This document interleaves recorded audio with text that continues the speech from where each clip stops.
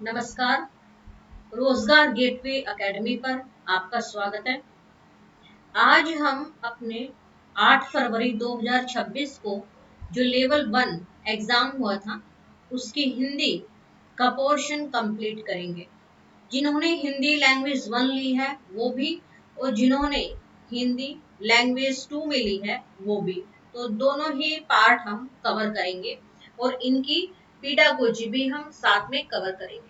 आज की ये क्लास आपके लिए बहुत ज्यादा फायदेमंद साबित होगी, क्योंकि इसमें आप अपना हिंदी का पोर्शन कंप्लीट करोगे। आपको पता चलेगा कि एग्जाम में कैसे क्वेश्चंस आते हैं और उन्हें कैसे टैकल करना है। तो चलिए शुरू करते हैं हम अपनी क्लास, जिसमें हम अपनी हिंदी कवर करेंगे। तो ये आपका जो है भाग 4th है, और इसमें पहली जिन्होंने लैंग्वेज हिंदी ली थी उनका पार्ट है। ये छोटा सा पैराग्राफ है, ये एक बार आप इसे 2 मिनट में रीड कर लो, फिर हम इसके क्वेश्चंस करेंगे। इसमें जो है 99 क्वेश्चंस जो है इस पैसेज से रिलेटेड है, और इसके बाद 120 तक जितने भी क्वेश्चंस हैं वो सभी आपके पीडागोजी तक होंगे। तो आपका पीडागोजी का भी जो पार्ट आता है वो एग्जाम में काफी आता है, वो भी आपको जो है काफी अच्छी नॉलेज उसकी होनी चाहिए आपको पीडागोजी की, यानी कि शिक्षा शास्त्र की। और जो मैं क्वेश्चंस करवा रही हूँ इसमें मैं पीडागोजी के क्वेश्चंस भी आपको करवाती हूँ। तो इससे जो है आपकी हिंदी के जो ये अनसिन पैसेज आते हैं इसके साथ साथ पीडागोजी की भी आपकी तैयारी हो जाती है। चलिए क्वेश्चन करते हैं अब हम। यदि कोई स्वयं को सबसे श्रेष्ठ मानता है तो यह उसकी डैश है। क्या है ये? उसकी भूल है। तो आपका इसमें ऑप्शन नंबर 1 करेक्ट हुआ। नेक्स्ट है आपके पास 92 क्वेश्चन। अच्छे उद्देश्य से किए गए कार्य भी मलिन हो जाते हैं जब वे ऑप्शन नंबर 1 स्वच्छ हाथों से किए जाते हैं, ऑप्शन नंबर 2 मलिन उद्देश्य के साथ किए जाते हैं, नंबर 3 दिखावे के लिए किए जाते हैं, लोभ व लालच के लिए किए जाते हैं। तो ऑप्शन नंबर आपका 3 ही करेक्ट है, दिखावे के लिए किए जाते हैं। तो गद्यांश के अनुसार मान सम्मान कब कम हो जाता है? ऑप्शन नंबर 1 है जब क्रोध अनियंत्रित हो जाता है या जब अहंकार हो जाता है। तो ऑप्शन नंबर 2 आपका करेक्ट है, जब अहंकार आपको हो जाता है। फिर नेक्स्ट है आपके पास, सृष्टि निर्माण करने वाले ने ऐसा चक्र बनाया है कि कोई भी स्वयं को विशिष्ट समझ सकता है या कोई भी स्वयं को सर्वश्रेष्ठ नहीं समझ सकता है। तो ऑप्शन नंबर 2 ही आपका करेक्ट है कि कोई भी स्वयं को सर्वश्रेष्ठ नहीं समझ सकता है, सृष्टि बनाने वाले ने ऐसा चक्र बनाया है। तो ऑप्शन नंबर 2 जो है वो आपका करेक्ट हुआ। नेक्स्ट देखिए आप 95 है। निम्न में से किस शब्द में ता प्रत्यय का प्रयोग नहीं किया जा सकता? श्रेष्ठ से श्रेष्ठता है, समान से समानता है, मलिन से मलिनता है।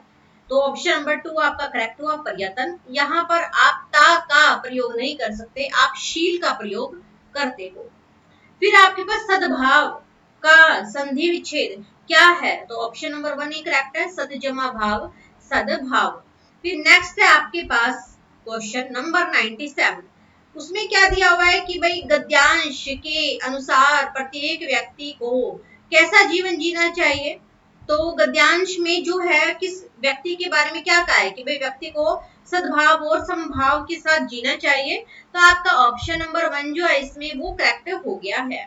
फिर नेक्स्ट है आपके पास 98 कि गद्यांश के अनुसार मनुष्य के पतन का कारण है। गद्यांश में क्या कहा है कि भाई क्या मनुष्य के पतन का कारण होता है? उसका घमंड होता है उसके पतन का कारण। तो ऑप्शन नंबर 4 जो है वो आपका करेक्ट है। अच्छे शब्द के नीचे अंडरलाइन दी हुई है, आपको बताना है कि ये कैसा विशेषण है। जो अच्छा बुरा होता है वो इंसान का गुण होता है, तो गुण होने के कारण ये गुणवाचक विशेषण हुआ। तो ऑप्शन नंबर 4 जो है वो आपका बिल्कुल करेक्ट यहाँ पर हो जाता है कि ये गुणवाचक विशेषण है। नेक्स्ट फिर से ये आपके पास कुछ कविता की पंक्तियां दी हुई है, इनसे रिलेटेड आपके पास 6 क्वेश्चन नीचे दिए गए हैं। तो आप इन्हें एक बार पढ़ लीजिए, फिर हम आगे करते हैं अपने क्वेश्चंस।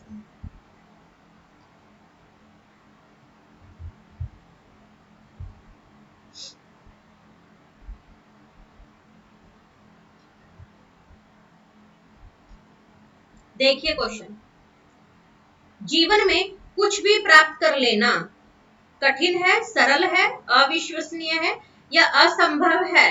तो कुछ भी प्राप्त कर लेना कठिन है। फिर है, कवि अपने जीवन में किन्हें धन्यवाद देना चाहता है। तो कवि जो है अपने जीवन में जो स्नेह देने वाले हैं उनको धन्यवाद देना चाहता है। ऑप्शन नंबर 1 करेक्ट है। 100 जो क्वेश्चन था उसमें भी ऑप्शन नंबर 1 करेक्ट था और इसमें भी ऑप्शन नंबर 1 ही आपका करेक्ट है। फिर है आपके पास नेक्स्ट, लक्ष्य को व्यक्त करने के लिए उचित शब्द है। लक्ष्य को व्यक्त करने के लिए उचित शब्द है, कौन सा शब्द है भाई उचित? इसमें लक्ष्य क्या होता है बच्चे का? पथ होता है, जीवन, पग या मंजिल? मंजिल होता है, गोल। ठीक है, तो मंजिल आएगा इसमें। ऑप्शन नंबर 4 आपका करेक्ट हो गया यहाँ पर। तो फिर आपके पास सीमित पग प्रतीक है। सीमित पग प्रतीक है किसका? संकरे मार्ग का, सीमित मित्रों का, सीमित संसाधनों का या सीमित रास्ते का? तो सीमित संसाधनों का प्रतीक है। तो ऑप्शन नंबर 3 इसमें जो है वो आपका करेक्ट हो गया कि सीमित पग सीमित संसाधनों का प्रतीक है।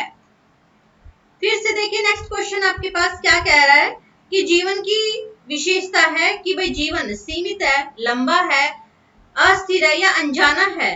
तो वो अस्थिर है, मनुष्य का जीवन जो है अस्थिर है, यहाँ पर सब कुछ चेंजेबल है। फिर नेक्स्ट है आपके पास 105, समूह से भिन्न शब्द है। समूह से भिन्न शब्द है कौन सा? सुख दुख है, स्थिरता अस्थिरता, दाएं बाएं है। तो जो जिस जिस है तो ये समूह से भिन्न हुआ, बिल्कुल इजी आया हुआ है ये तो आपके पास क्वेश्चंस। तो जिस जिस जो है वो आपका समूह से भिन्न है। तो ऑप्शन नंबर 2 यहाँ पर करेक्ट हो गया, ऊपर ऑप्शन नंबर 3 करेक्ट था। ठीक है, अब पीडागोजी का पार्ट करते हैं। अब हम सॉल्व 106 वाला अपना। इसमें देखिए क्या कह रहा है, ये आपको पता होना चाहिए कि भाई आपको जब भी आप कथन करो और कारण करो तो बीच में आप क्योंकि लगा दिया करो, उससे आपको बेहतर पता चल जाएगा कि भाई क्या है इसमें। सबसे पहले कह रहा है कि भाई कक्षा में कथन है आपका अधिगम अनुभव बच्चों के जीवन और उनके संदर्भों से जुड़े होते हैं। बिल्कुल सही बात है, क्योंकि बीच में लगा दिया हमने क्योंकि। अधिगम अनुभवों की अभिकल्पना बच्चों की पूर्व समझ के आधार पर करनी चाहिए, ये भी बात सही है। तो और ऊपर वाले की सही व्याख्या भी हो रही है, अटैच हो रहा है बिल्कुल सही क्योंकि के साथ। तो यहाँ पर दोनों सही हैं और व्याख्या भी कर रहा है कारण कथन का। तो यानी कि यहाँ पर आपका ऑप्शन नंबर 4 करेक्ट हो गया है। फिर नेक्स्ट है आपके पास 107, भाषा अधिगम के बारे में कौन सा सही नहीं है? भाषा अधिगम में समय लगता है, ये तो सही है। भाषा अधिगम का संबंध अर्थ ग्रहण करने से है, ये भी ठीक है। भाषा अधिगम के लिए व्याकरण सीखना अनिवार्य है, ये गलत है। क्योंकि देखिए जब आप अपने घर पर होते हैं तो आपको व्याकरण थोड़ी आती है, और फिर भी आप शुरुआती दौर में जब आप अपने घर में होते हो तो आप भाषाओं को अच्छे से बोल पाते हो, जो भी आपके घर में भाषा बोली जाती है। कोई आपको घर में व्याकरण थोड़ी सिखाता है उसकी कि संज्ञा सर्वनाम विशेषण आपको सिखा दिया। आप अपने बड़ों को देख करके उनका अवलोकन करके सीख जाते हो। तो ये ही ऑप्शन आपका जो है गलत है, ऑप्शन नंबर 3 कि भाई भाषा अधिगम के लिए व्याकरण सीखना अनिवार्य नहीं है। फिर है आपके पास 108, इस बात का आकलन करने के लिए कि विद्यार्थी किसी दुकान गलत लिखा हुआ है इन्होंने, दुकान से कुछ खरीदने के लिए व्यावहारिक भाषा का प्रयोग कर सकते हैं या नहीं, इसके लिए विद्यार्थी को क्या करना उचित होगा। ऑप्शन नंबर 1 है खाद्य पदार्थ संबंधी प्राथमिकताएं लिखने के लिए कहा जाए, नहीं। दुकानदार और ग्राहक के बीच घटित कोई लघु कथा पढ़ने के लिए दी जाए, नहीं। दुकानदार और ग्राहक के बीच हो रहा दृश्य चित्रित करने के लिए कहा जाए, ये भी नहीं। दुकानदार और ग्राहक के बीच होने वाले लघु संवाद को लिखने के लिए कहा जाए, ये ठीक है। ऑप्शन नंबर 4 जो है ये करेक्ट हो गया आपका कि दुकानदार और ग्राहक के बीच होने वाले लघु संवाद को लिखने के लिए कहा जाए, ठीक है। फिर आपके पास अब नेक्स्ट क्वेश्चन है 109, एक अध्यापक ने महसूस किया कि उसके कुछ विद्यार्थियों को भाषा अधिगम के किसी पहलू विशेष जैसे कि वैज्ञानिक अवधारणा से संबंधित पाठ्य सामग्री का पठन में कठिनाई आ रही है। अध्यापक ने इन विद्यार्थियों जिन्हें कठिनाई आ रही थी के लिए प्रत्येक रूप से शिक्षण किया, जिससे कि वे इस तरह की पाठ्य सामग्री के प्रति समझ बना सके और पठन कर सके। इस तरह के अभ्यास को किस रूप में जाना जाएगा? उच्च स्तरीय कौशल नहीं, चिंतन कौशल नहीं, प्रतिपुष्टि कौशल यानी कि फीडबैक ये भी नहीं, और उपचारात्मक शिक्षण यस यही आपका ठीक है, ऑप्शन नंबर 4। ऐसे केसेस में आप जो है उपचारात्मक शिक्षण करोगे, तो आपका ऑप्शन नंबर 4 जो है वो आपका करेक्ट हो गया यहाँ पर। नेक्स्ट देखिए आप क्वेश्चन, इसमें लिखा हुआ है कि भाई निम्नलिखित में से कौन सा पठन का उपकौशल नहीं है, कि कौन सा पठन का उपकौशल नहीं है? अर्थ निकालना और अपरिचित कोश विषयक शब्दों का प्रयोग, ये तो उपकौशल है। किसी विशिष्ट आवश्यक जानकारी को प्राप्त करने के लिए बारीकी से पठन, ये भी आपका उपकौशल है। प्रत्येक शब्द की वर्तनी जानना, ये आपका उपकौशल नहीं है, और इसने आपसे नहीं ही पूछा है, तो आपका ऑप्शन नंबर 3 जो है वो करेक्ट हो गया है। फिर से नेक्स्ट देखिए आपका कथन और अभिकथन आपका आ गया है। इसमें कह रहा है आपका कथन, किसी एक विद्यार्थी का पोर्टफोलियो उस विद्यार्थी के कार्यों का उद्देश्यपूर्ण संग्रह होता है। बिल्कुल सही बात है, क्योंकि पोर्टफोलियो विद्यार्थियों को उनके अपने प्रबल पक्ष और कमजोर पक्ष का मूल्यांकन करने के लिए प्रोत्साहित करता है। बिल्कुल सही बात है ये भी, और ये इसकी सही व्याख्या भी कर रहा है। तो क्योंकि लगाने पर तो यहाँ पर जो है आपका दोनों ए और आर सही है, और आर ए की सही व्याख्या भी कर रहा है, तो ये बिल्कुल करेक्ट हो गया। आपका ऑप्शन नंबर 4 आएगा इसमें। नेक्स्ट क्वेश्चन है आपका 112 आपका। इसमें देखिए क्या कह रहा है ये आपको कि भाई एक अध्यापक अपने विद्यार्थियों के शब्द संपदा का विकास करने के लिए ऐसी सामग्री का प्रयोग करता है जिसकी भाषा को अपेक्षाकृत सरल किया गया है और जो प्रामाणिक सामग्री पर आधारित है। इस सामग्री को आप क्या कहोगे? क्या कहोगे भाई? आप इसको रोल कार्ड कहोगे, या दिव्य भाषिक शब्दकोश कहोगे, या सतरवार पठन पुस्तकें यानी कि ग्रेडर रीडर कहोगे? यस, हम ये ग्रेडर रीडर ही कहेंगे इसको। तो यहाँ पर आपका ऑप्शन नंबर जो 3 है वो करेक्ट हो गया है। फिर आपका नेक्स्ट क्वेश्चन है 113। उसमें कह रहा है कि भाई एक भाषा अध्यापक अपने विद्यार्थियों को उनकी अपनी अधिगम शैली और प्राथमिकता का पता करने के लिए प्रश्नावली देता है। क्या कर रहा है वो? प्रश्नावली देता है। यहाँ अध्यापक किस भूमिका का निर्वाह कर रहा है? योजना निर्माणक का नहीं, विशेषज्ञता संबंधी सूचना देने वाला नहीं, निदान शास्त्री। यस, निदान शास्त्री है वो, ऑप्शन नंबर 3 करेक्ट हो गया यहाँ पर। फिर नेक्स्ट है आपके पास 114 आपका। इसमें देखिए आप, कक्षा 1 की अध्यापिका ने अपने शिक्षार्थियों से कहा कि वे दीवारों पर कीरम कांटे बनाए, चित्र बनाए और जो भी मन में आ रहा है उसे लिखे।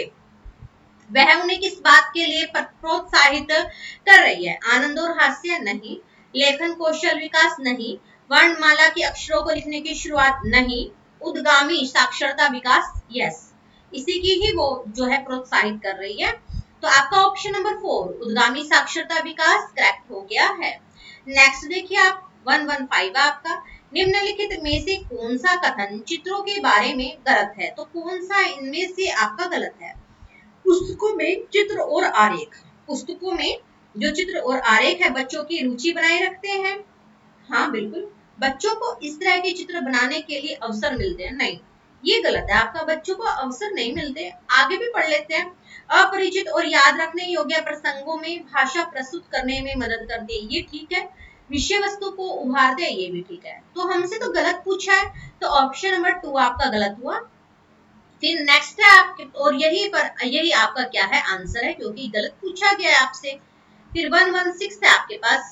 देखिए इसमें क्या लिखा हुआ है कि छोटी आयु वाले शिक्षार्थियों के बारे में कौन सा कथन सही है कि बहुत छोटी आयु वाले शिक्षार्थियों के लिए अमूर्त अवधारणाओं को समझना कठिन होता है? ये सही है आपका, बिल्कुल। फिर भी आगे पढ़ लेते हैं। बहुत छोटी आयु वाले शिक्षार्थी आंशिक रूप से अमूर्त अवधारणाओं को समझ पाते नहीं, बिल्कुल गलत है ये। बहुत छोटी आयु वाले शिक्षार्थी अमूर्त अवधारणाओं द्वारा प्रेरित होते हैं, ये भी गलत है। बहुत छोटी आयु वाले शिक्षार्थी अमूर्त अवधारणाओं को समझ लेते हैं, ये भी गलत है। तो ऑप्शन नंबर 1 ही आपका करेक्ट है।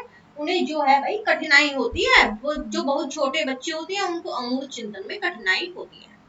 फिर आपके पास 117, इसमें क्या लिखा हुआ है देखिए, आप अपनी कक्षा में विद्यार्थियों की अंतर क्रिया को सुगम बनाने के लिए क्या प्रयास करेंगे? ऑप्शन नंबर ए है विद्यार्थियों को अधिक से अधिक प्रश्न पूछने के लिए प्रोत्साहित करेंगे, यस करेंगे।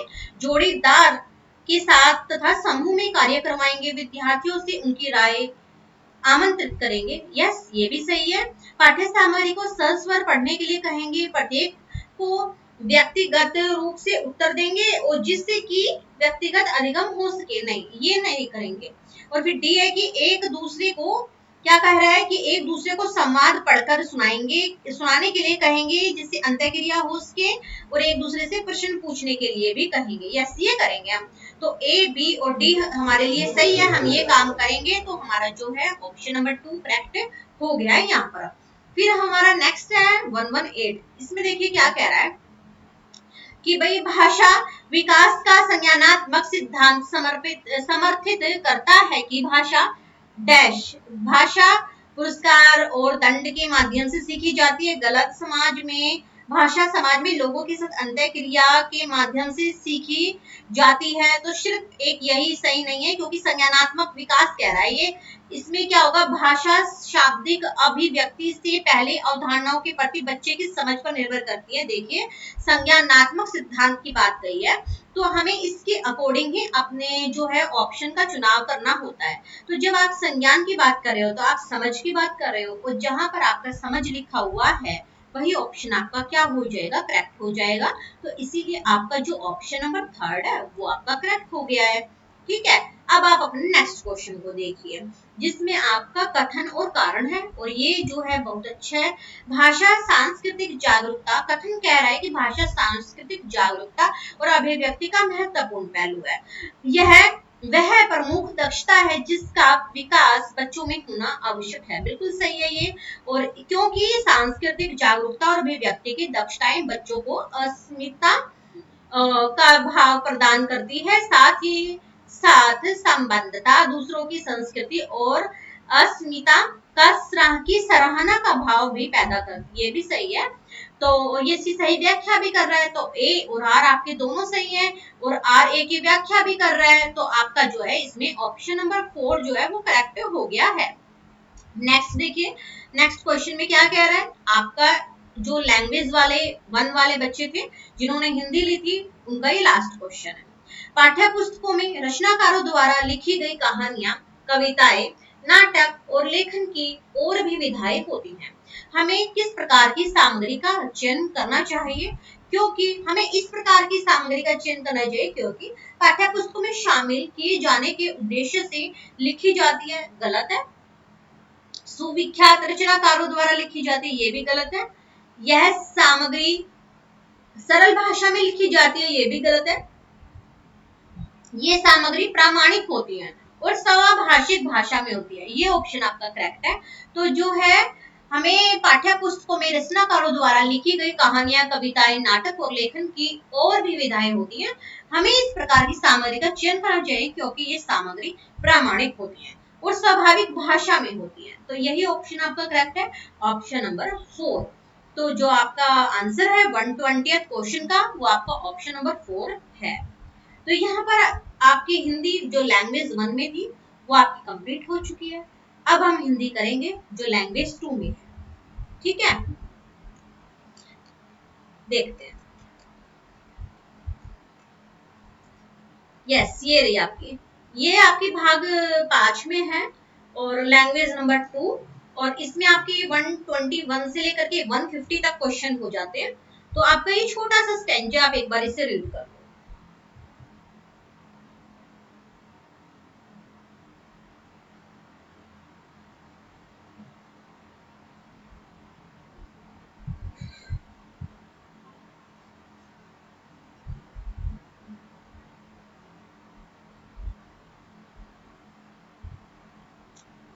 चलिए शुरू करते हैं हम। इसमें क्या लिखा हुआ है, गद्यांश के अनुसार डैश और डैश जीवन का सत्य है।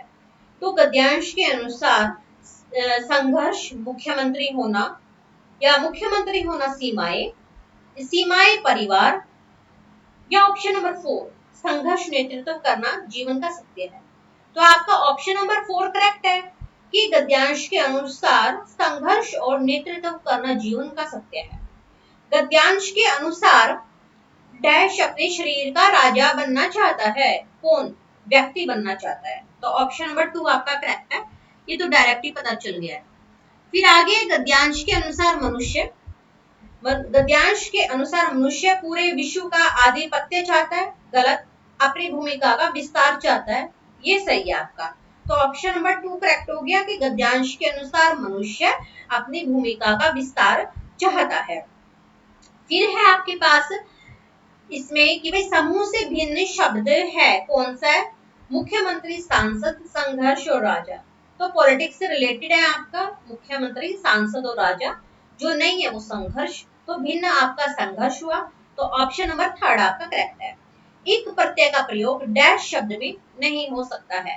देखो व्यावहारिक भी होता है, प्राकृतिक भी होता है और पारिवारिक भी होता है, पर जीवनिक नहीं होता। तो इसलिए आपका ऑप्शन नंबर 3 करेक्ट है। यहाँ पर आप एक प्रत्यय नहीं लगा सकते हो। फिर है आपके पास नेक्स्ट, गद्यांश के अनुसार एक व्यक्ति का जन्म डैश बनने के लिए हुआ है। तो ऑप्शन नंबर 1 ही करेक्ट है, राजा बनने के लिए हुआ है। हर कोई राजा है। फिर है आपके पास 127 कि भाई गद्यांश के अनुसार व्यक्ति डैश के लिए संघर्ष करता है। किसके लिए संघर्ष करता है? हर कोई सत्ता प्राप्त करने के लिए, शक्ति हासिल करने के लिए संघर्ष करता है। तो सत्ता प्राप्त करने के लिए हर कोई संघर्ष कर रहा है। और ये कहाँ है? यह आपके ऑप्शन नंबर 3 में है। तो आपका ऑप्शन नंबर 3 जो है वो करेक्ट हो गया है।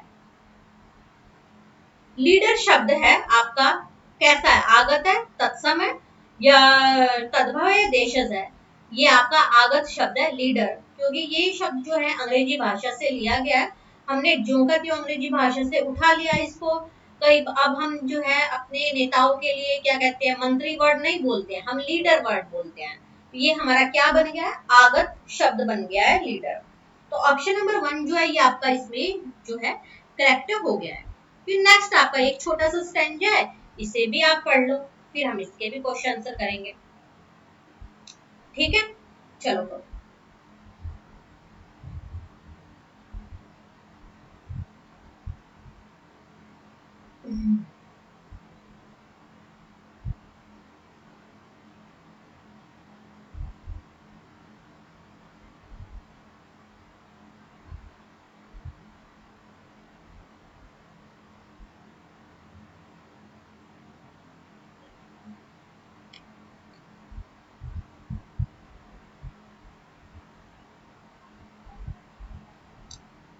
देखिए क्या लिखा हुआ है, जैसी हमारी माता वैसे ही सबकी माता वाक्य किस संदर्भ में कहा गया है?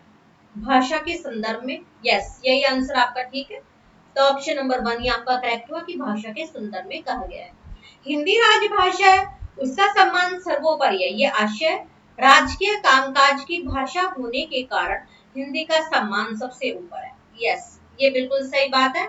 तो आपका ऑप्शन नंबर 1 ही क्या हुआ? करेक्ट हो गया है। अनेकता में एकता हमारी सभ्यता है, वाक्य से आशय। विविधता ही किसी राष्ट्र की पहचान होती है। अनेकता में एकता कहा है इसने, तो इसमें विविधता का यहाँ पर कोई मतलब नहीं आया कि भाई विविधता ही किसी राष्ट्र की पहचान है। विविधता से ही समता आती है, ये भी नहीं। विविधता होते हुए भी हम सब एक हैं, यही बात कह रहा है कि अनेकता में एकता हमारी सभ्यता है, विविधता होते हुए भी हम सब एक है। तो ऑप्शन नंबर 3 आपका करेक्ट है, इसका यही आशय है आपका। फिर नेक्स्ट देखिए, स्थानीय में प्रत्यय है। स्थानीय में कौन सा प्रत्यय आपका? स्थानीय में आपका जो ई है प्रत्यय है आपका, कौन सा वाला ई है? बड़े ई की मात्रा आपको दिख रही है, तो बड़े ई वाला जो है वही ई आपका आएगा। तो ऑप्शन नंबर 2 आपका करेक्ट हो गया। नेक्स्ट देखिए, गद्यांश के अनुसार किस बात का शोर हो रहा है?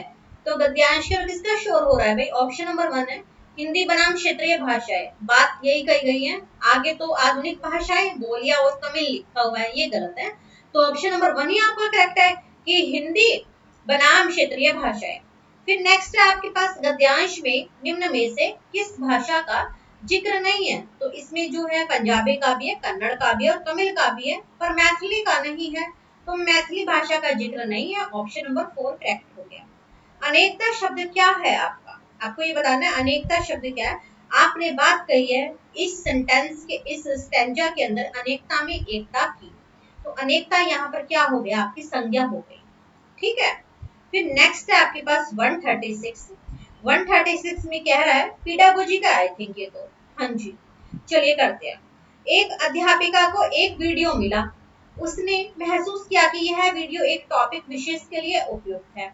अध्यापिका ने इस वीडियो को आधार बनाकर दो दो के जोड़ों में कार्य करवाने की योजना बनाई। जोड़ों में कार्य करवाने की इस गतिविधि का उद्देश्य विद्यार्थियों को क्या करने के लिए प्रोत्साहित करना है, साथ साथ तेज गति से कार्य करने के लिए नहीं, अध्यापिका के बिना स्वतंत्र होकर कार्य करने के लिए नहीं, भाषा जागरूकता विकसित करने के लिए। यस, ऑप्शन नंबर 3 ही आपका करेक्ट है। अध्यापिका चाहती है कि बच्चों में भाषा जागरूकता विकसित हो सके। फिर है आपके पास नेक्स्ट 137। 137 को देखिए, इसमें क्या कह रहा है आपको, भाषा अधिगम के लिए लघु कथाओं और वृत्तांतों का संग्रह पूरक पठन सामग्री के रूप में निर्धारित किया जाता है। पूरक पठन सामग्री का मुख्य उद्देश्य क्या है, गहन पाठ को सुमनत करना नहीं, नैतिक मूल्य अधिगम को सुमनत करना नहीं, विस्तृत पठन को सुमनत करना, यानी कि एक्सटेंसिव पठन को सुमनत करना। यस, यही आएगा आपका ऑप्शन नंबर 3 जो है इसमें आपका करेक्ट हो गया है। नेक्स्ट है आपके पास में कथन और कारण। कथन कह रहा है कि उपचारात्मक शिक्षण शिक्षण अधिगम प्रक्रिया का महत्वपूर्ण भाग है। बिल्कुल करेक्ट है, सही बात है, क्योंकि उपचारात्मक शिक्षण का तात्पर्य है पुनः शिक्षण करना। बिल्कुल सही बात है, यह आवश्यक नहीं है कि यह शिक्षण इस दृष्टि से किया जाए कि पिछले शिक्षण द्वारा सही तरीके से नहीं सीखा गया। बिल्कुल सही बात है, तो बिल्कुल सही है दोनों, और ये व्याख्या भी सही कर रहा है क्योंकि लगा करके सही सेंटेंस बन रहा है। बिल्कुल, तो आपका जो है इसमें ऑप्शन नंबर 4 जो है वो करेक्ट हो गया कि ए और आर दोनों सही है और आर ए की व्याख्या कर रहा है। नेक्स्ट देखिए, पढ़ी गई कहानी को विद्यार्थी द्वारा अपने शब्दों में पुनः बताने के माध्यम से किसका आकलन किया जाता है, भाई बोध का ही किया जाता है इसमें आकलन, तो बोधगम्यता हो गई यहाँ पर। ऑप्शन नंबर 2 आपका करेक्ट हो गया है। फिर 140 है, भाषा शिक्षण के बारे में कौन सी पूर्व धारणा गलत है, अधिगम में शिक्षार्थी की प्रथम भाषा की मुख्य भूमिका होती है, ये नहीं है। इसने क्या है कि भाषा शिक्षण के बारे में कौन सी पूर्व धारणा गलत है, ये तो इसने सेंटेंस सही लिखा है। भाषा शिक्षण का मुख्य केंद्र बिंदु संप्रेषणात्मक गतिविधियों पर होना चाहिए, ये भी सही है। भाषा शिक्षण में बोलने की अपेक्षा लिखने को अधिक महत्व देना चाहिए, ये गलत है इसमें आपका। तो इसने हमसे गलत ही पूर्व धारणा पूछी है, तो आपका ऑप्शन नंबर 3 जो है वो गलत हो चुका है इसके अंदर। ठीक है, बाकी 4 ठीक है आपका। फिर आपका 141 में आपसे पूछ रहा है भाषा अध्यापक का मुख्य उत्तरदायित्व कौन सा है, शिक्षण के लिए विषय वस्तु का चयन करना नहीं, विभिन्न कक्षाओं में शिक्षार्थियों का समूहीकरण नहीं, शिक्षार्थियों को निर्देश देना, ये भी नहीं, शिक्षार्थियों की संप्रेषणात्मक आवश्यकताओं की पहचान करना। यस, ये सही है, आपका ऑप्शन नंबर 4 आपका करेक्ट है। जो भाषा अध्यापक होता है उसे हमेशा शिक्षार्थियों की संप्रेषणात्मक यानी कम्युनिकेटिव आवश्यकताओं नीड्स की पहचान करनी आनी चाहिए। नेक्स्ट है आपके पास 142। 142 में देखिए क्या कह रहा है, बुनियादी चरण में बच्चे किसमें अधिक सुविधा महसूस करते हैं और बेहतर रूप से सीखते हैं, कार्यशाली भाषा में नहीं, अपने घर की भाषा में। यस, बुनियादी जो होती है बच्चे की भाषा वो उसके घर की भाषा होती है, जिसे आप फर्स्ट लैंग्वेज भी कहते हो, तो इसमें जो है आपका ऑप्शन नंबर 2 जो है वो करेक्ट हो गया है। फिर नेक्स्ट है आपके पास, बच्चों को कहानी सुनाने के संदर्भ में कौन सा कथन गलत है, आपको ये बताने की भाई कौन सा कथन इसमें आपका गलत है। तो इसमें क्या कहा हुआ है कि कहानियां बच्चों को वाक्य संरचना सीखने में मदद करती है। अगर आप किसी बच्चे को कहानी सुना रहे हो, क्या उसे वाक्य संरचना आ जाएगी, ऐसा तो नहीं होता है बिल्कुल भी। तो यहाँ पर जो है आपका ऑप्शन नंबर 1 ही गलत हुआ। कहानियों द्वारा बच्चों में समस्या समाधान कौशलों का विकास करती है, ये सही है। कहानियां बच्चों को जीवन में अनुसरण करने के लिए नैतिक मूल्यों को सीखने में मदद करती है, ये भी सही है। कहानियां बच्चों को नवीन शब्द सीखने और अपनी शब्द संपदा का विस्तार करने में मदद करती है। ये भी सही है। गलत तो आपका जो है वो ऑप्शन नंबर 1 है और वही पूछ रहा है आपसे, तो यही आपका आंसर होगा ऑप्शन नंबर 1 इसमें। ठीक है, फिर नेक्स्ट देखते हैं अपना क्वेश्चन 144। 144 में देखिए क्या लिख रहा है ये। भाषा की गतिविधि करवाते समय एक अध्यापक विद्यार्थियों का मिश्रित योग्यता वाला समूह बनाता है। इस प्रकार के मिश्रित योग्यता वाले समूह की रचना करने में प्रभुत्व दिखाने वाले विद्यार्थियों को मुख्य रूप से अभिव्यक्त करने के अवसर मिलेंगे। नहीं, गलत है ये। विद्यार्थियों को एक दूसरे की मदद करने के लिए प्रोत्साहित किया जा सकता है। यस, यही आपका करेक्ट है। तो ऑप्शन नंबर 2 आपका क्या होगा, करेक्ट हो गया है। फिर आपका 145, बच्चों को निम्नलिखित में से अधिक अवसर मिलने चाहिए। प्रारंभिक आयु से ही 2 लिखित भाषाओं के, नहीं, गलत है ये। हमें जो है बहुविध मौखिक भाषाओं का अध्ययन करना चाहिए बच्चों को, ये हमने पढ़ा था। तो इसमें जो है ऑप्शन नंबर 2 क्या है, प्रारंभिक आयु से बहुविध मौखिक भाषाओं के। यस, ये आपका करेक्ट है। तो इसमें जो है आपका ऑप्शन नंबर 2 करेक्ट है, क्योंकि जो छोटा बच्चा होता है वो एक दिन के अपने 700 वर्ड्स को याद करने की कैपेसिटी अपने अंदर रखता है। अगर वो नॉर्मल बच्चा है, मान लो किसी भी तरीके की अगर वो मानसिक बीमारी से जूझ रहा है, तब ये बात अप्लाई नहीं होती है। पर जो नॉर्मल बच्चा है वो एटलीस्ट 700 वर्ड्स अपने डेली के याद कर सकता है। तो आप बच्चों को बहुविध मौखिक भाषाओं में भेजिए, बच्चे को जो है भाषाएं बोलनी आ जाएंगी।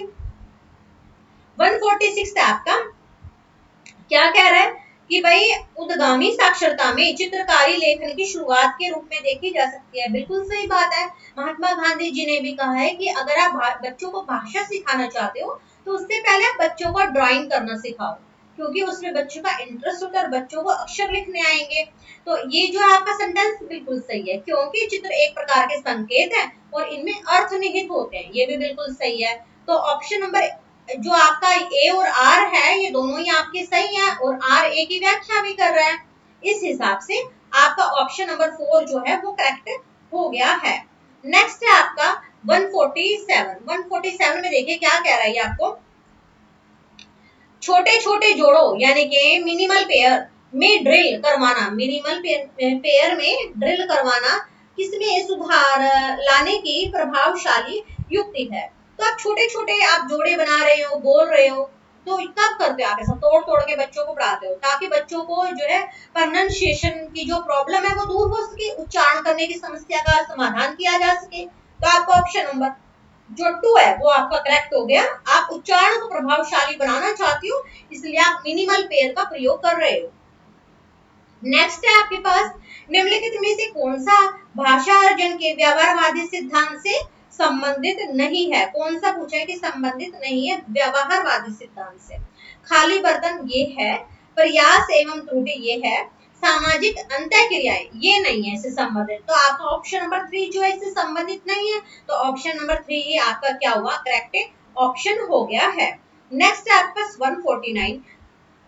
कक्षा 5 की अध्यापिका ने अपने विद्यार्थियों को एक कहानी लिखने का कार्य दिया। जिस समय विद्यार्थी कहानी लिख रहे थे उस समय अध्यापिका कक्षा में निरीक्षण कर रही थी और जो विद्यार्थी गलत करता या नए शब्दों के बारे में पूछता उनकी मदद भी कर रही थी। यहाँ अध्यापिका की भूमिका क्या है, योजना निर्माणक है वो, संसाधक है वो, निदान शास्त्री है वो, या प्रबंधक है वो। तो यहाँ पर जो अध्यापिका है वो कक्षा में घूम भी रही है, निरीक्षण भी कर रही है, बच्चे कुछ पूछ रहे हैं तो उन्हें बता भी रही है। तो टीचर क्या है, संसाधक है यहाँ पर। तो ऑप्शन नंबर 2 जो है ये आपका करेक्ट है, क्योंकि टीचर यहाँ पर क्या कर रही है, स्कैफ फोल्डिंग कर रही है। Teacher more knowledgeable other person है। फिर नेक्स्ट है आपके पास 150। 150 में देखिए क्या कह रहा है आपको कि कथन है आपका, पठन किसी शब्द को सही तरह से उच्चारित करने से कहीं बहुत अधिक है। यस, बिल्कुल सही बात है। फिर दूसरा कह रहा है क्योंकि पठन डिकोड करना है, नहीं, पठन डिकोड करना नहीं होता है। तो इसमें जो है आपका जो ए है वो तो करेक्ट है और आर आपका गलत है। तो ये कहाँ पर लिखा हुआ है, ये आपका ऑप्शन नंबर 2 में लिखा हुआ है कि ए तो आपका सही है और आर आपका गलत है। पठन जो है बहुत अधिक होता है, किससे, सिर्फ उच्चारण करने से। पठन का मतलब है कि आप जो पढ़ रहे हो उसका आपको उच्चारण भी आता है और आप उसको अंदर अंदर अपने जो है रिवाइज भी कर रहे हो। इसका मतलब ये आपको पता चल रहा है कि आप क्या पढ़ रहे हो, वो पठन होता है जिसकी आपको स्मरण शक्ति बनी रहे। ठीक है, तो ये इसमें बिल्कुल सही कहा है कि इससे भी कहीं अधिक है, बिल्कुल सही बात है। लेकिन इसने कहा है पठन डिकोड करना है, ये गलत है इसमें। तो यहाँ पर जो है हिंदी हमारी कंप्लीट हो गई है। अब नेक्स्ट वीडियो में हम अपना जो है इंग्लिश लैंग्वेज वाला पोर्शन करेंगे, जो कि आपकी आती है किसमें, इसमें क्या कहते हैं 8 फरवरी को जो आपकी आई थी लैंग्वेज 1 और लैंग्वेज 2 की इंग्लिश। नेक्स्ट क्लास में हम अपना वो कवर करेंगे इंग्लिश को।